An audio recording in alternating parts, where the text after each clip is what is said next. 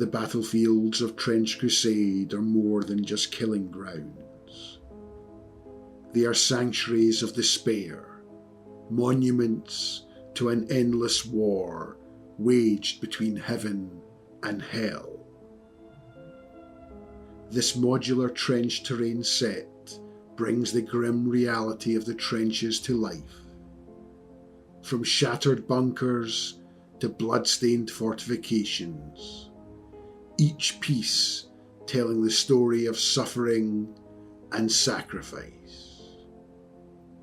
At the heart of it all lies the Armillary Shrine, a relic of fanatical devotion where faith and destruction intertwine. Here, martyrs are prepared for their final duty, their salvation paid for in fire and ruin. Surrounded by the wreckage of war, it stands as a solemn reminder that in Trench Crusade, faith is measured in suffering and devotion is sealed in blood.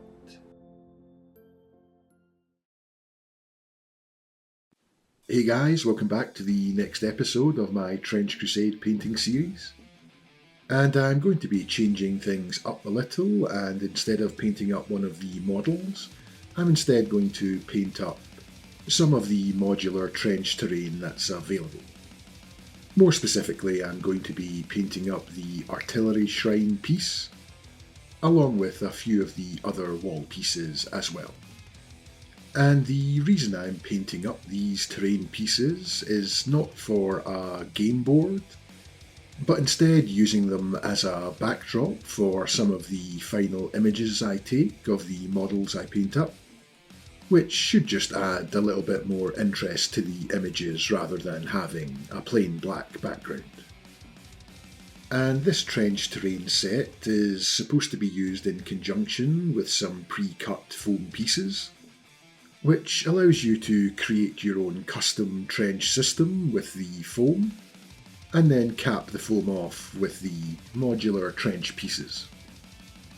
And there are a whole bunch of different types and sizes of trench walls, including corner pieces and sandbag embankments and palisades, and everything else you would need to create a nice thematic trench-themed game board. But for now, I'm just going to be painting up a few of the pieces, enough to make a nice thematic scene for all of the model showcases at the end of my videos. And the first step in the process is to prime all of the terrain pieces, and for that I used Colourforge Hyrax Brown, but any dark brown or even black primer would do here.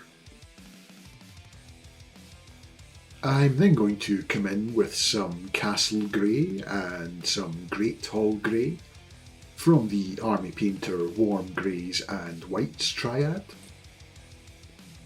And I'm just going to use these to paint in all of the walls using a dry brush. Firstly with a heavy dry brush of the grey castle across all the wall panels.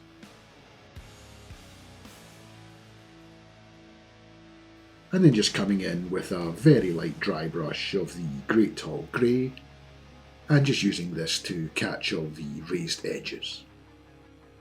And at this stage I'm not trying to be careful or worrying about any misplaced brush strokes, as I can just come in with some dark brown and tidy any of these up. And all I'm really aiming to do here is apply a base coat and basic highlight.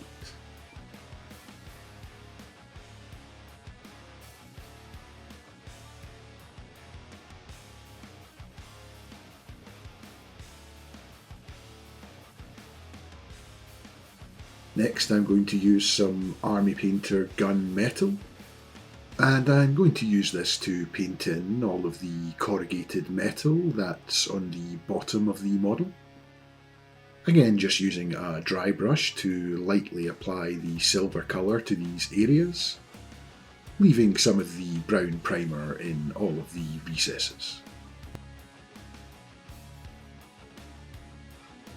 Next up, I'm going to use Army Painter Leather Brown and Paratrooper Tan to paint in all of the wooden beams.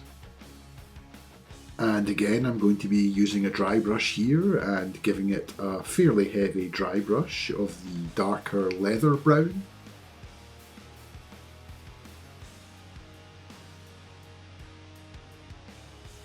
And then switching to the Paratrooper Tan and just applying an even lighter dry brush to all these areas.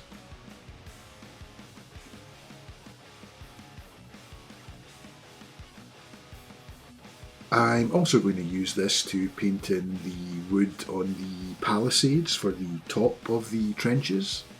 But before I do that, I forgot to apply the broken coffee stirrers, which I'm going to glue onto the palisades to make them into more of a fence, which is also going to allow me to apply some barbed wire a little bit later on.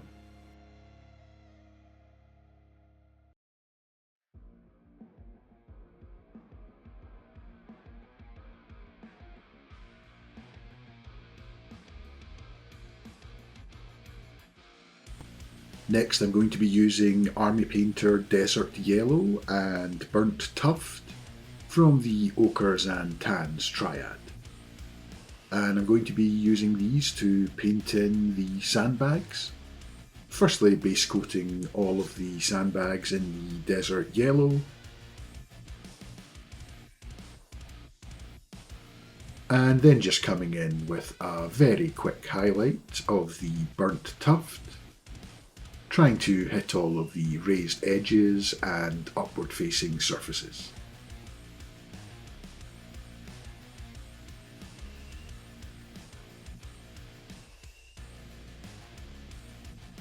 I'm then going to quickly come in with some Army Painter Skeleton Bone and just use this to quickly base coat all of the skulls and bones that are scattered across the terrain pieces.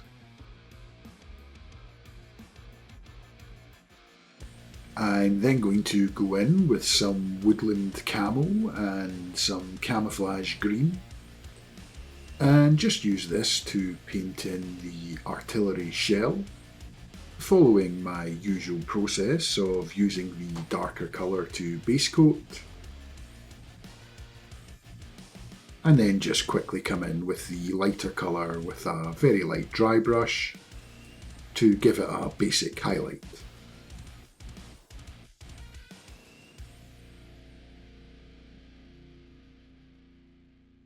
I then come in with some Army Painter Greedy Gold and just use this to quickly paint in the emblem on the front of the artillery shell.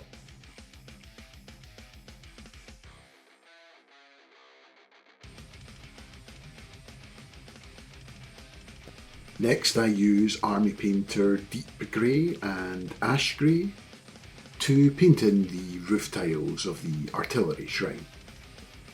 And by now it should be no surprise to you that I'm going to be base coating in the darkest colour.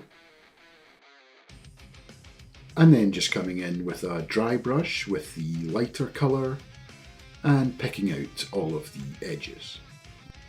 I also used this same colour combination to paint in all of the dirt that's on the top of the trench. I'm then going to add some Green Stuff World barbed wire to the palisades on top of the trenches.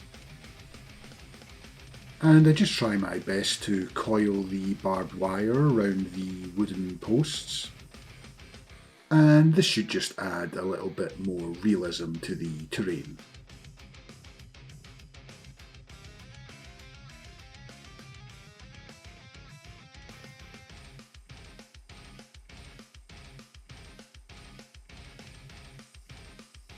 Next, I'm going to be applying an all-over oil wash, and for this I'm going to be using some black and some brown oil paints, mixing them in around 3 parts brown to 1 part black, and then thinning it down with some white spirits until it's a wash consistency, and then applying it to all areas on the terrain pieces.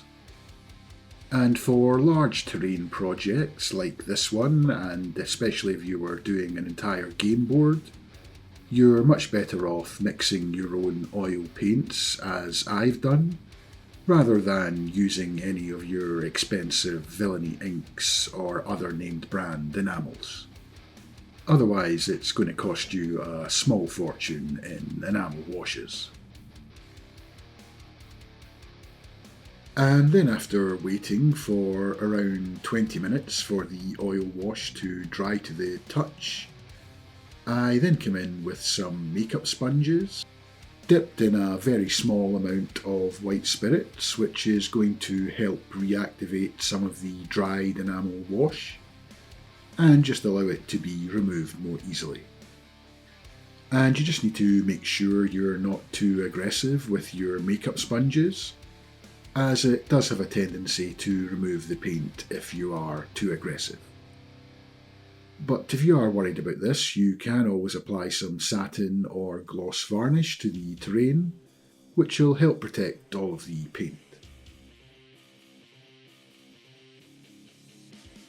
And once that's fully dried, the model should be looking nicely shaded. And the next step was to go in with some dirty down rust, and apply some of this to the corrugated metal sheets on the bottom of the terrain pieces. And I just use this neat straight from the bottle and dab it on to some random areas on the corrugated metal. And then after leaving it for 2 or 3 minutes to dry, I then come in with a dampened brush, just with water, and dab it in and around all of the hard edges of the dirty down rust.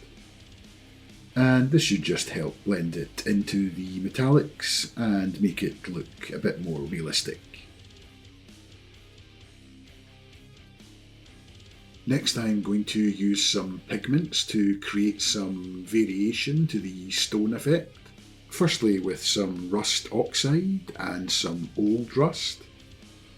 And I'm just going to use this to dab on some brown colours randomly to the walls. And I'm also going to come in with some green moss pigment. And I'm just going to apply this in the same way and stipple it on to some random areas on the wall. Once that was done, I then went in with some Army Painter Great Hall Grey and just used this to very lightly dry brush onto the walls, which will just help pick out all of the edges and raised surfaces and help re-establish some of the highlights.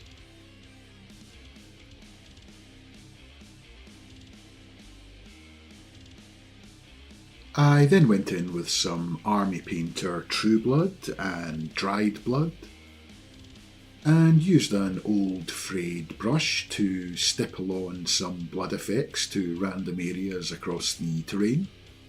And I didn't go too crazy with this and just applied it to a few select areas, paying more attention to all of the barbed wire up on the top of the trench.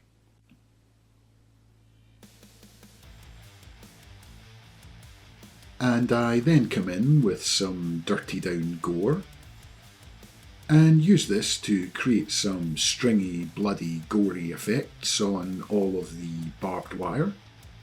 And I just take a small amount of this on a cocktail stick, or in my case a paperclip, and just wrap it around all of these areas in a random fashion.